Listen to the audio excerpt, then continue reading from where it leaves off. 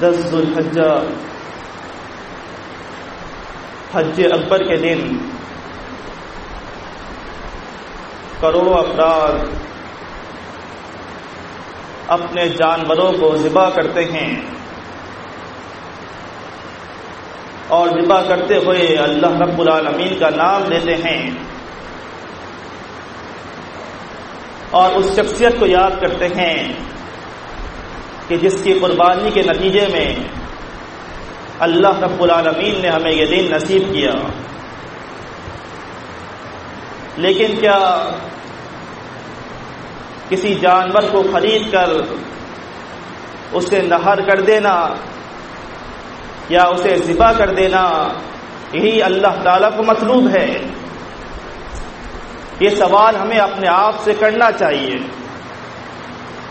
کہ جو خون ہم بہا رہے ہیں کیا اس کی غرض و غائد اللہ تعالیٰ کی رضا ہے یا اس کی غرض و غائد صرف لوگوں کا دکھاوا ہے؟ کیونکہ فلسفہ قربانی کو ہمیں جانچنا ہوگا اور اپنے اس مقصد کو حاصل کرنا ہوگا جس کے لیے اللہ رب العالمین نے یہ دن ہمارے لیے مقرر کیا ہے۔ اسی وجہ سے اللہ رب العالمین نے فلسفہ قربانی سورہ حج میں بتائی، وَالْبُدْنَ جَعَلْنَاهَا لَكُم مِّن شَعَائِرِ اللَّهِ وَلَكُمْ فِيهَا خَيْرٌ، کہ اے ایمان والو یہ جو قربانی کے اونٹ ہوتے ہیں ہم نے اسے تمہارے لیے اللہ تعالیٰ کے شاعر میں سے مقرر کیا ہے، یعنی یہ اللہ تعالیٰ کی حرمت والی چیزوں میں سے ہے، اس کی عزت اور اس کی حرمت کا تمہیں خیال کرنا ہوگا، اور اسی چیز میں اللہ تعالیٰ نے تمہاری بھلائی اور بہتری رکھی ہے۔ فاذکروا اسم اللہ علیہا صوافا، پھر جب تم ان اونٹوں کو نہر کرو انہیں ایک صف میں کھڑا کیا کرو اور نہر کرتے ہوئے اللہ رب العالمین کا نام لیا کرو۔ فَإِذَا وَجَبَتْ جُنُوبُهَا، پھر جب یہ اونٹ جب یہ جانور اپنے پہلوؤں پر گر پڑیں فَكُلُوا مِنْهَا، تو خود بھی اس میں سے کھایا کرو، وَأَطْعِمُوا الْقَانِعَ وَالْمُعْتَرَّ، اور وہ لوگ جو کہ محتاج ہیں جو مسکین ہیں ان کو بھی کھلایا کرو اور ان لوگوں کو بھی اس کا گوشت اور وہ رزق پہنچایا کرو جو کہ سفید پوش ہیں۔ كَذَلِكَ سَخَّرْنَاهَا لَكُمْ لَعَلَّكُمْ تَشْكُرُونَ، اسی طرح سے ہم نے ان جانوروں کو تمہارے لیے مسخر کر دیا ہے تاکہ تم اللہ رب العالمین کا شکر ادا کرو۔ اس کے بعد اللہ تعالیٰ نے فلسفہ قربانی بتایا، لَن يَنَالَ اللَّهَ لُحُومُهَا وَلَا دِمَاؤُهَا وَلَكِن يَنَالُهُ التَّقْوَىٰ مِنكُمْ، کہ اللہ رب العالمین کے پاس ان جانوروں کا نہ ہی گوشت پہنچتا ہے اور نہ ہی خون پہنچتا ہے، جو چیز اللہ رب العالمین کے ہاں پہنچتی ہے وہ تمہارے دلوں کا تقویٰ ہے۔ كَذَلِكَ سَخَّرَهَا لَكُمْ لِتُكَبِّرُوا اللَّهَ عَلَىٰ مَا هَدَاكُمْ، اسی طرح سے دنیا کی ہر شے کو اللہ تعالیٰ نے تمہاری مسخر کر دیا ہے تاکہ تم اسی طرح سے اللہ تعالیٰ کی کبریائی بیان کرو جیسے اللہ تعالیٰ نے تمہیں سکھایا ہے۔ وَبَشِّرِ الْمُحْسِنِينَ، اور نیکی کرنے والوں کو اے رسول صلی اللہ علیہ وسلم آپ خوشخبری سنا دیجئے۔ آج اگر ہم جانور خرید کر لاتے ہیں، کوئی شخص لاکھوں خرید کر لاتا ہے اور کوئی شخص ہزاروں میں خرید کر لاتا ہے، لیکن اگر وہ لاکھوں کا جانور جو بڑا فربا بڑا صحت مند ہے اور وہ لانے والے کی نیت اللہ تعالیٰ کی رضا نہیں ہے، اللہ تعالیٰ کا تقویٰ نہیں ہے، تو وہ لاکھوں کا جانور اس کے لیے صرف خون اور گوشت کا جانور ہے۔ لیکن وہ شخص جو اس سے چھوٹا اور ہزاروں میں جانور لا رہا ہے لیکن اس کی نیت اللہ تعالیٰ کو راضی کرنا، اللہ کا تقویٰ حاصل کرنا ہے، تو وہ جانور اللہ تعالیٰ کے ہاں مطلوب ہے اور وہی اللہ تعالیٰ کے ہاں کامیاب ہو سکتا ہے۔ یہ جانور ہم ذبح کرتے ہیں جس شخص کی یاد میں کرتے ہیں وہ کوئی جانور نہیں تھا۔ ابراہیم علیہ السلام اور اسماعیل علیہ السلام یہ وہ دو نیک انبیاء ہیں جن کی یاد میں جن کی سنت میں اللہ تعالیٰ نے اس کا ذکر ہمارے لیے چھوڑ دیا ہے۔ اور یوں تو اس قربانی کو ذبح کرتے ہوئے ہمیں پورے آل ابراہیم کو یاد کرنا چاہیے کیونکہ یہ وہ خاندان تھا جس سے اتنی قربانیاں دی ہیں، اتنی آزمائشیں سہی ہیں کہ بعد میں آنے والے ایمان والوں کے لیے ایک نظیر اور ایک مثال بنا دیا ہے کہ اگر دین اسلام کو مستحکم کرنا ہے تو کس طرح سے اللہ تعالیٰ تمہیں آزماتا ہے اور تمہاری قربانی مانگتا ہے۔ جب دعا کی ابراہیم علیہ السلام نے ربی حبلی من الصالحین، اے میرے رب مجھے کوئی نیک اولاد عطا کر دے، فبشرناہ بغلام حلیم، تو ہم نے انہیں ایک بردبار اور نیک لڑکا عطا کر دیا۔ مانگ کر اللہ رب العالمین نے وہ اولاد تو انہیں عطا کر دی، نیک بچہ تو عطا کر دیا، مگر اس بچے کی پیدائش کے ساتھ ابراہیم علیہ السلام اور ان کی اہلیہ کی اللہ تعالیٰ نے آزمائش شروع کر دی۔ کبھی اللہ تعالیٰ دے کر آزماتا ہے اور کبھی اللہ رب العالمین دے کر آزماتا ہے، اور یہ چیز کی جانچ پڑتال کرتا ہے کہ کون شخص اس کے لیے کتنا سر تسلیم خم کر سکتا ہے۔ صحیح بخاری میں ہے، ابن عباس رضی اللہ تعالیٰ عنہ بیان کرتے ہیں کہ اللہ کے رسول صلی اللہ علیہ وسلم نے ہمیں یہ واقعہ سنایا کہ جب اسماعیل علیہ السلام کی پیدائش ہوئی اور ابھی وہ نومولود تھے، اللہ رب العالمین کا حکم ہوا، ابراہیم علیہ السلام نے اپنی زوجہ حضرت حاجر علیہ السلام اور اپنے بیٹے اسماعیل علیہ السلام کو لے کر مکہ کے بیابان جنگل میں اس وادی میں پہنچ گئے، اور بیان کرتے ہیں وَلَيْسَ يَوْمَئِذٍ بِمَكَّةَ إِنسٌ وَلَيْسَ فِيهَا مَاءٌ، ان دنوں مکہ کا یہ حال تھا کہ انسان نام کی کوئی چیز وہاں نہیں ہوتی تھی، انسان تو بہت دور، رزق اور پانی بھی وہاں میسر نہیں تھا، لیکن اللہ تعالیٰ کے حکم پر ابراہیم علیہ السلام اپنی زوجہ کو اور اپنے نومولود بیٹے کو وہاں چھوڑ آئے، اور ساتھ میں ان کو کیا دیا؟ ایک تھیلی جس پہ چند کھجوریں تھیں، ایک مشکیزہ جس پہ کچھ پانی تھا، وہ وہاں رکھا، اپنی سواری پر بیٹھے اور منہ موڑ کر وہاں سے چل دیے۔ ان کی زوجہ حاجر علیہ السلام ان کے پیچھے بھاگنا شروع ہوئی، یا ابراہیم این تذهبوا وتتركون بهذا الوادي الذي ليس فيه انسان وليس فيه ماء، اے ابراہیم تم کہاں جا رہے ہو؟ ہمیں ایسی وادی میں چھوڑے جا رہے ہو جہاں پر نہ کوئی انسان ہے نہ پینے کے لیے پانی ہے۔ اسی الفاظ کو وہ دہراتی رہیں، ابراہیم علیہ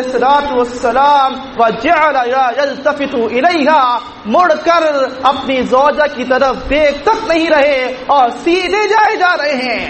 حتیٰ کہ تھک ہار کر حاجر علیہ السلام نے سوال کیا،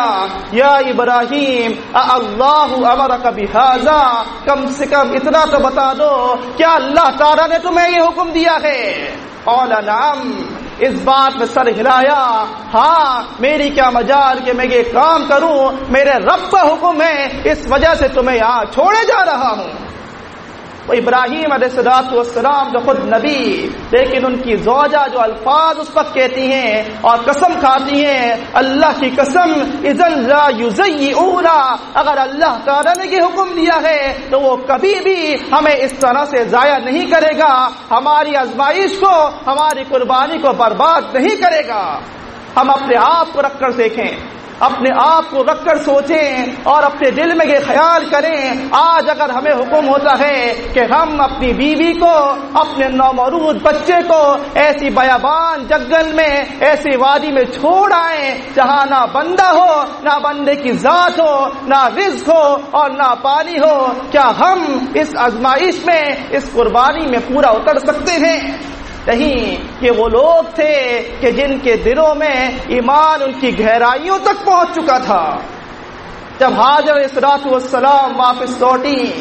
وہ کھجوریں کھاتی رہیں، پانی پیتی رہیں اور اپنے بچے کو دودھ پلاتی رہیں، لیکن کب تک وہ چند کھجورے اور وہ پانی چلنا تھا، بالآخر وہ ختم ہو گیا۔ وہ عطشا و عطشد، خود بھی پیاسی ہو گئی، بچہ بھی پیاسا ہو گیا۔ فجعلت تنظر الیہ، جب بچے کی طرف نگاہ کی، فیتلوی،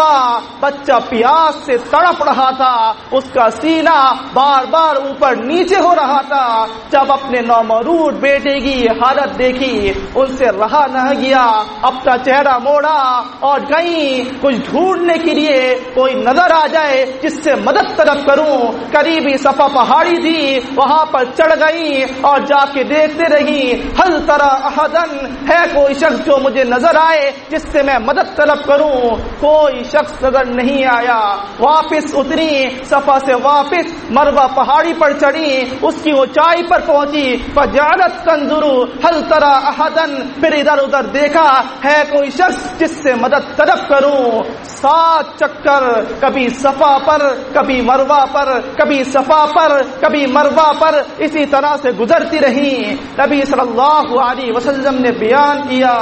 اس طرح سے دوڑ رہی تھی جیسے کوئی مصیبت زدہ شخص ہوتا ہے اور اپنی مصیبت کے حل کے لیے پاگلوں کی طرح پھر رہا ہوتا ہے۔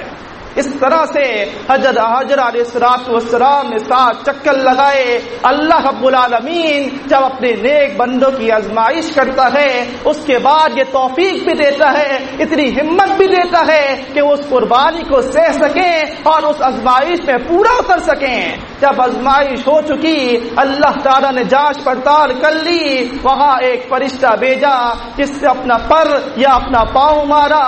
آب زمزم ابلنے لگا، جسے آج ہم پی کر ابراہیم علیہ السلام اور ان کی حاجرہ پر درود و سلام بھیجتے ہیں۔ ہم یہ سوچیں کہ حضرت حاجر علیہ السلام، حضرت ابراہیم علیہ السلام نے کیا سوچ کر یہ کیا، کیونکہ انہیں معلوم تھا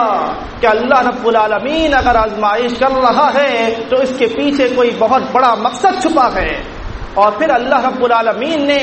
کیونکہ اللہ تعالیٰ کا جو ارادہ ہوتا ہے اسے وہ پورا کر کے رہتا ہے، کہ ایک ایسی بیابان وادی، ایک ایسے جنگل کو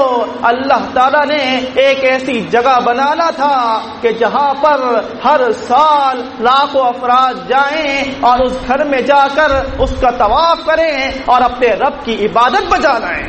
اور یہ قربانی کا نتیجہ ہے ابراہیم علیہ السلام اور ان کے خاندان کا۔ اور ہماری جو دن مقرر کیا اس میں بھی ان کی قربانی چھپی ہے، جس کو ہم ہر سال یاد کرتے ہیں، اسے دہراتے ہیں اور اسے بیان کرتے ہیں۔ فلما بلغ معه السعي، جب وہ بچہ بڑا ہوا اور اس قابل ہو گیا کہ ان کے ساتھ دوڑنا شروع ہو جائے، تو وہ خواب دیکھ لیتے ہیں اور بیان کرتے ہیں، یا بنیا انی ارا فی منامی انی اذبحک فانظر ماذا ترى، اے میرے بیٹے، میں نے خواب میں دیکھا ہے کہ میں تمہیں اپنے ہاتھوں سے ذبح کر رہا ہوں، تم مجھے بتاؤ تمہاری اس بارے میں کیا رائے ہے؟ یعنی میں تو یہ بات سوچ چکا ہوں، مجھے تو اس پر عمل کرنا ہے، اب تم بتاؤ تم اس بارے میں کیا کہتے ہو؟ باپ تو باپ ہے، لیکن بچہ بھی کچھ کم نہیں ہے، وہ جواب دیتا ہے، اسے معلوم ہے کہ میرا باپ نبی ہے اور جو اس کو خواب دکھایا جاتا ہے وہ اللہ تعالیٰ کی طرف سے حکم ہوتا ہے۔ وہ جواب دیتا ہے، یا ابتی افعل ما تؤمر ستجدونی انشاءاللہ من الصابرین، اے میرے ابا جان آپ وہ کر گزریے جس کا آپ کو حکم دیا گیا ہے، ان قریب اگر اللہ تعالیٰ نے تو آپ مجھے صابرین میں سے پائیں گے۔ کیا ہم اپنے ہاتھوں سے اپنے نومولود، اپنے چھوٹے بچے کو ذبح کر سکتے ہیں؟ اللہ تعالیٰ کے حکم پر اسے قربان کر سکتے ہیں؟ ذرا کچھ دیر کے لیے اس تصور میں جائیے اور اس بات کو سوچئے۔ لیکن وہ ابراہیم علیہ السلام اور اسماعیل علیہ السلام تھے، فلما اسلما وتلہ للجبین، جب ان دونوں باپ بیٹے نے سر تسلیم خم کر دیا اور ابراہیم علیہ السلام نے اسماعیل علیہ السلام کو پیشانی کے پل لٹا دیا، قریب تھا ان پر چھری چلا دیتے. وَنَادَيْنَاهُ أَيَّا إِبْرَاهِيمُ ہم نے آسمان سے پکارا اے ابراہیم قد صدقت الرؤیا آپ نے اپنے خواب کو سچ کر دکھایا. اِنَّا كَذَلِكَ نَجْزِي الْمُحْسِنِينَ اسی طرح سے ہم نیکی کرنے والوں کو بدلہ دیتے ہیں. وَإِنَّ هَذَا لَهُوَ الْبَلَاغُ الْمُبِينُ اے ایمان والو یہ تو بڑی کھلی آزمائش تھی.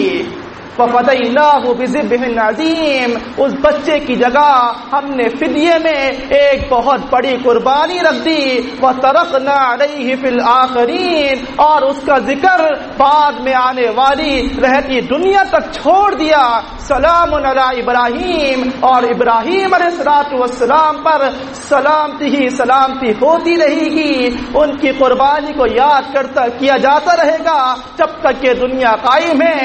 ذو الحجہ آتی رہے گی لوگ قربانی کرتے رہیں گے اور جب اپنے جانور کو ذبح کریں گے اس وقت یہ الفاظ کہیں گے انی وجہت وجہی للذی فطر السماوات والارض علی ملت ابراہیم حنیفا مسلما وما انا من المشرکین کہ میں نے اپنے چہرے کو اس ذات کی طرف موڑ دیا ہے جس نے آسمان اور زمین کو پیدا کیا.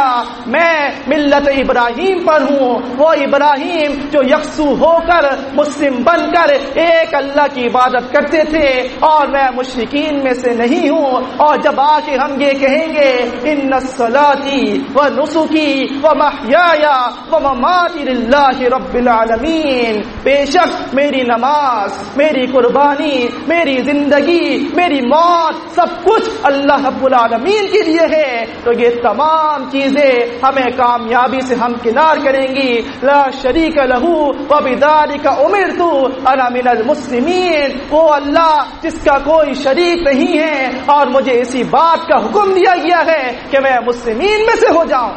تو پھر جب ایسی قربانی اللہ تعالیٰ کی طرف سے جائے گی اللہ تعالیٰ کے پاس پہنچے گی تو خون اور گوشت کسی کام کا نہیں. جو چیز پہنچے گی ینالہ التقوی منکم تمہارے دلوں کا تقوی ہے. جب وہ اللہ تعالیٰ کے پاس پہنچ جائے تو پھر متقین کے لیے کامیابی ہی کامیابی ہے. ذو الحجہ کا جو مہینہ ہے اس کے چند مسائل بیان کر دوں. صحیح بخاری صحیح مسلم میں ہے اللہ کے رسول صلی اللہ علیہ وسلم نے فرمایا کہ یہ جو ذو الحجہ ہے اس کا جو پہلا عشرہ ہے افضل من العمل هذه اس پہ جو اعمال تم کرتے ہو وہ سب سے زیادہ فضیلت والے ہوتے ہیں. یعنی پورے سال ہم جو عمل کرتے ہیں اس کا اجر ایک طرف لیکن ان 10 دنوں میں ہم صدقات و خیرات کریں اللہ تعالیٰ کی عبادات کریں اس کے لیے روزے رکھیں تو وہ بہت زیادہ فضیلت والے ہوں گے. اور وہ لوگ جو قربانی کا ارادہ رکھتے ہیں ان کے لیے حکم ہے صحیح مسلم میں ہے کہ وہ